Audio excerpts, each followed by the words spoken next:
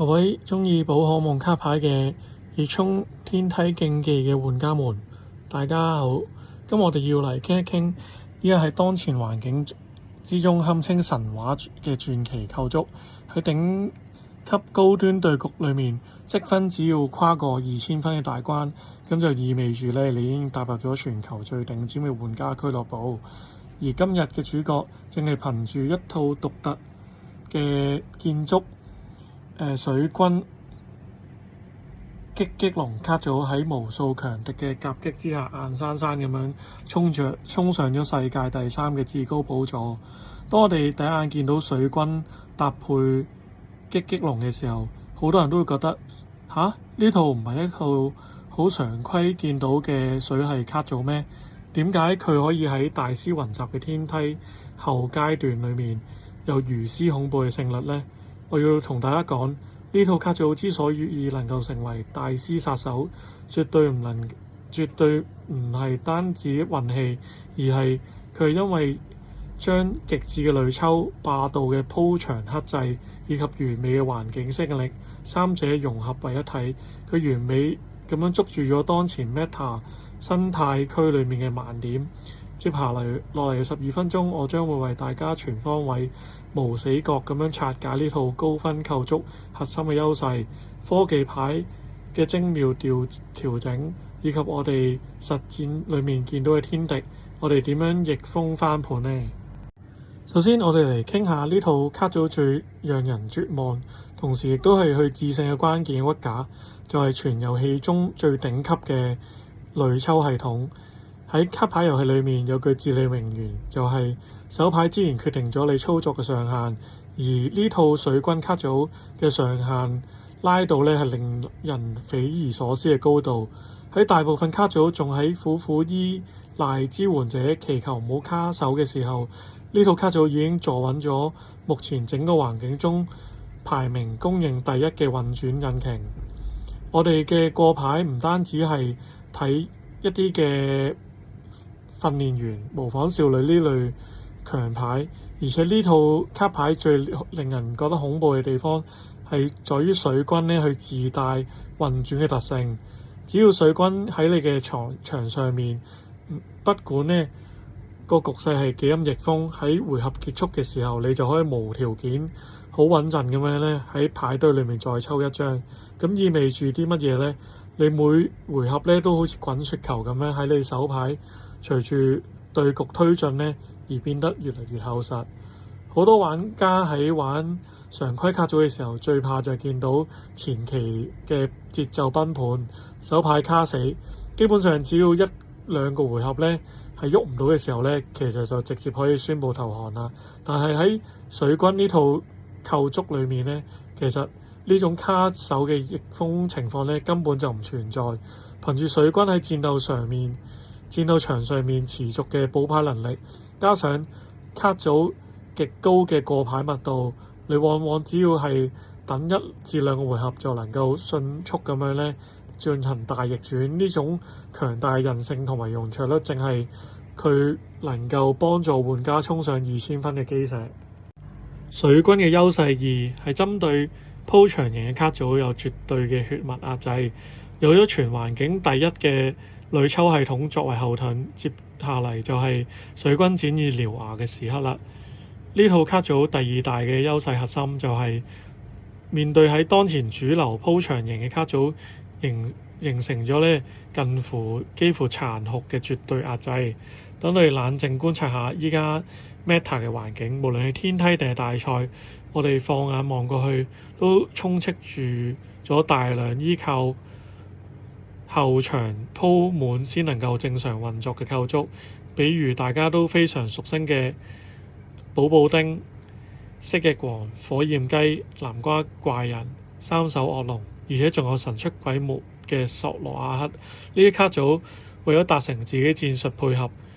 必須喺後場鋪滿各式各樣嘅工具寶可夢，而正因為咁，就一腳踩入咗水軍設下嘅致命陷阱啦。咁首先，鋪箱嘅機制降維打擊，水軍嘅輸出高低完全係取決於對手同自己嘅後場寶可夢數量。對手鋪場得越滿，水軍嘅興奮度就越高，傷害就越恐怖。前期嘅強大壓迫感，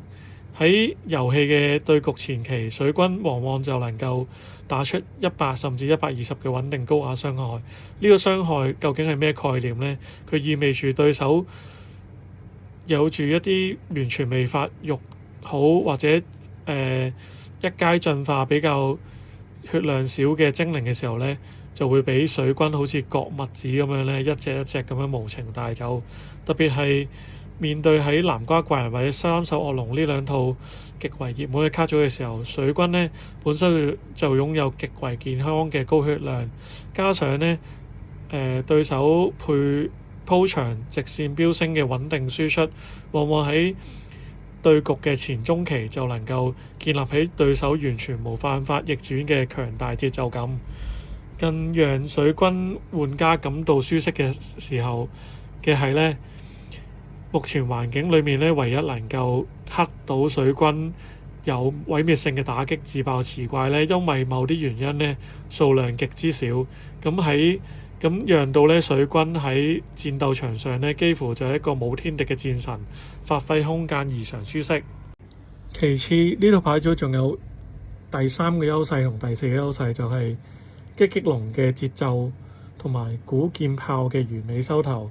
當然，淨係靠水軍一隻寶可夢係冇辦法支撐喺世界第3個頭銜嘅。喺呢套卡組嘅速度同埋殘局收尾上，有住同樣堪稱教科書級別嘅配置，就不得不提到我哋兩大功臣擊擊龍同埋古劍炮啦。我哋首先嚟睇下擊擊龍嘅能量加速系統。好多人誤以為水軍係一套偏中慢速，甚至靠資源消耗贏波嘅卡組，呢個係天大嘅誤解啊！喺配搭上擊擊龍嘅填能機制後，呢套卡組嘅速度運轉可以話奇快無比。喺實戰中，只要你運氣在線，喺先攻嘅第2回合，你有能力透過擊擊龍嘅爆發式填能直接填滿咗能量俾前排嘅水軍。喺對手仲未企穩陣腳嘅時候呢，就發出呢個猛烈嘅攻勢，喺突如其來嘅提速，往往能夠呢喺第2個回合呢將對方嘅戰術核心呢直接秒殺。然而呢，我哋喺玩牌嘅時候呢，都面對一個現實，咁我哋其實會遇到一啲呢有經驗嘅對手啦。咁其實佢會見到你水係又係水軍嘅時候呢，佢就會開始控制自己後排嘅寶可夢精靈數量，甚至呢就唔願意鋪場。咁呢個時候水軍嘅輸出量呢就會出現非常之明顯嘅斷崖式下跌。當水軍因為對手嘅畏懼而鋪場不足嘅時候，令到我哋傷害減少，咁邊個會嚟接管比賽呢？冇錯，就係我哋最穩定嘅收尾王牌古劍炮啦。古劍炮佢唔理對手有後排有幾多隻寶可夢，佢只要企喺嗰度，身上面呢凝聚住3火能量，就能夠呢穩穩陣陣咁樣打出130點傷害。而且呢，呢個130點傷害呢係可以擺喺對方任意一隻數量嗰度嘅。咁而且喺實際操作裏面呢，頂尖嘅玩家仲隱藏咗一個極巧妙嘅傷害計算小技巧。譬如我哋可以將大斗篷呢樣核心嘅裝備精準咁樣著喺古劍炮身上，令佢嘅生存能力呢將會發生性質上面嘅飛躍。因為呢，佢可以令到古劍炮血量呢剛好撐過咗7隻青鳥或者3獸惡龍嗰個極其關鍵嘅130點嘅斬殺線。只要喺古劍炮捱咗呢一個大招之後呢，咁其實佢就可以喺下回合嗰度呢打出第2下130點嘅高白化啦。咁喺連續2下130點傷害，總共260點傷害嘅定點清除之後呢，足以係能夠收割喺當前眼下呢任何嘅敵人。然而呢，呢個世界上呢就冇十全十美嘅卡組嘅。水軍擊擊龍卡組雖然係上限十分之高，累牌能力無敵，但係佢喺當前環境呢，其實都面對咗一個極其棘手，甚至可以講為噩夢嘅天敵。呢個宿敵就係盧卡利歐嘅卡祖啦。呢個係一個不折不扣嘅劣勢對局，無論喺對手盧卡利歐定係佢嘅拍檔保布丁走控制流，定係配搭呢個戰舞郎走鋪雙流之後呢，都會讓水軍玩家呢感受到痛不欲生嘅。第一，戰舞娘嘅後排擴雙同埋赤日嘅致命連招，戰舞郎嘅技能呢係直接繞過前排，對我哋後排造成密集式嘅擴散傷害。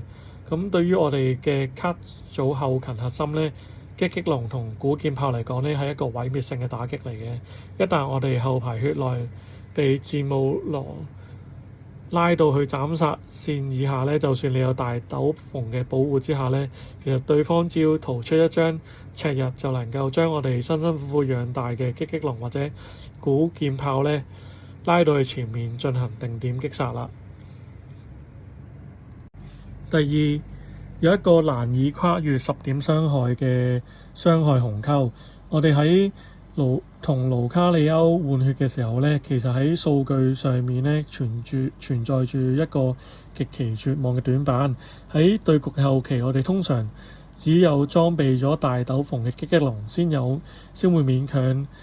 捱到盧卡利歐嘅驚天一拳。好，咁就算我哋運氣好頂咗佢嘅呢個重擊啦，我哋發動反擊對擊龍進行2次嘅連擊，咁我哋最多可以造成幾多點傷害呢？答案係180。咁然而盧卡利歐嘅血量係幾多呢？